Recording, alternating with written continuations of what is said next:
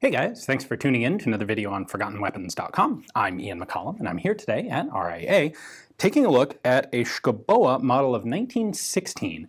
This is the last iteration, or the last version of the Schouboe automatic pistol out of Denmark. Now, a year or two ago, I did a video overview of Schouboe pistols in which I was able to cover every pattern except this one. So I'm going to link to that video in the description and in the end cards here, and if you're interested, I would highly suggest you check that one out to see all of the other versions. But this is the last pattern, when, as best I can tell, Schouboe basically got annoyed that, this would be Jens Schouboe, by the way, the designer working for the, basically the Madsen company in Denmark. Like, fine, everyone wants a Luger. It ejects out the top and it's got this stupid stiff grip angle. We'll just do that, because the regular Schouboe pistols are rather more square-shaped. So let's take a closer look at this one, and I'll show you what changed with the 1916 pattern. Obviously, the main design change here is going to a very steeply angled grip. So we'll give you a little bit better close-up. This is a 1907 pattern, and this is the 1916 pattern. So you can see the tremendous difference in grip. Along with it, of course, the trigger design had to change, but then there are a number of other iterative design changes on this 1916. One of the most significant design changes here is where on the 1907 and 1910 patterns, the barrel, well, the slide telescopes over the barrel slightly. So the back of the barrel is right here. That's where the extractor is. And then there has to be, of course, a cutout in the slide for space for the cartridge to eject through. On the 1916 pattern, they've changed that. So you can see that there's no longer a cutout in the slide, and now the chamber face is right here at the front of the slide. So the extractor is now mounted to the very front. The slide no longer telescopes over the barrel at all. And it's not entirely clear why that was done. It is possible that that was done to put more mass into the slide, because not having that cutout does make the slide a heavier element.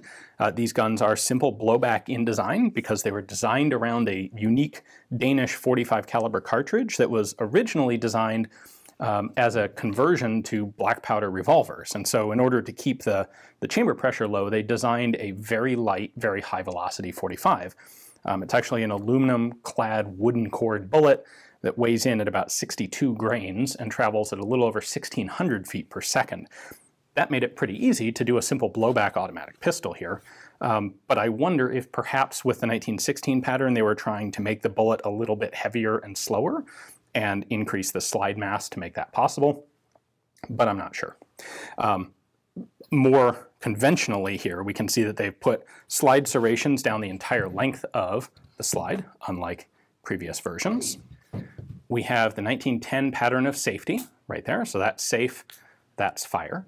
The magazine release system has been made a bit more complicated, but it's complicated to make, but it actually works fairly easily. What you do is push this forward, and the magazine just pops right out. This is probably 6 rounds, might be 7 rounds. The standard straight Schouboe mags are 6. This one looks a little bit longer, but it's also at an extreme angle, much like a Luger magazine. So, we can give you a little bit of a close-up on this guy here. You actually push the mag catch forward, which uncouples it right here.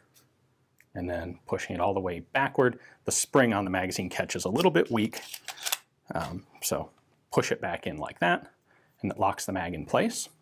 They have added texturing to both the front strap and the back strap, and there's some on the magazine catch. We have the external frame pivot of the 1910 pattern.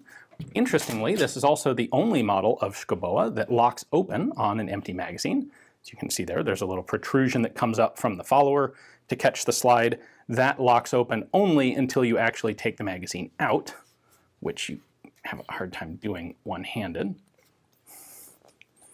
When you take this out, then the slide's going to slam closed because that little ledge is the only thing holding it open. Disassembly works just like all of the other standard Schouboes, so you just push in on this top surface and it pivots open like so. So I'll leave this functions exactly the same as the standard, as the 1910s and 1907s.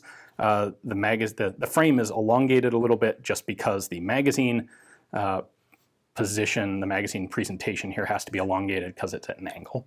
But hammer fired works just like the others. The interior of the slide, the working mechanism here, is also identical. So we have our barrel, which is fixed and pivots on the frame. You can see our serial number right there, 366. The recoil spring is located up here inside the slide assembly, so that then locks behind these lugs so that the slide can go backward and it forces the spring to compress. There you go, that's the 1916 Schouboe. Mechanically exactly the same as previous, with the sole exception of a slight redesign of the slide configuration. But then it is the grip configuration that they wanted to change. By 1917, the Schouboe would be completely out of production, so it's a fair thing to say that this was even less successful than all of the other versions of the gun. Just when you think you've covered everything, another model pops up. That's what's so cool about prototype guns like this, is there's just always another version to take a look at. So this one, honestly, the grip isn't as good as it was probably intended to be. It's kind of too steep of a grip angle, I think, to my mind. They started with one that was too square and they went to one that was too steep. But this was ultimately not successful, even to the extent that any of the other Schouboes were successful, which is to say, well, which they weren't. Grand total of about 500, probably a little less than 500 were made. The highest serial number I have seen is 455. Interestingly, number 455 was a 1910 pattern. This is number 366, as you saw, suggesting that they weren't always strictly done in order, or they designed this, realized it wasn't as good, and went back to the 1910 pattern, perhaps. It's hard to say without some documentation or some more examples to take a look at. We just don't really know. So hopefully some of that will come to light at some point. But in the meantime, hopefully you enjoyed getting a chance to take a look at this extremely scarce pattern of extremely scarce Danish pistol. Thanks for watching.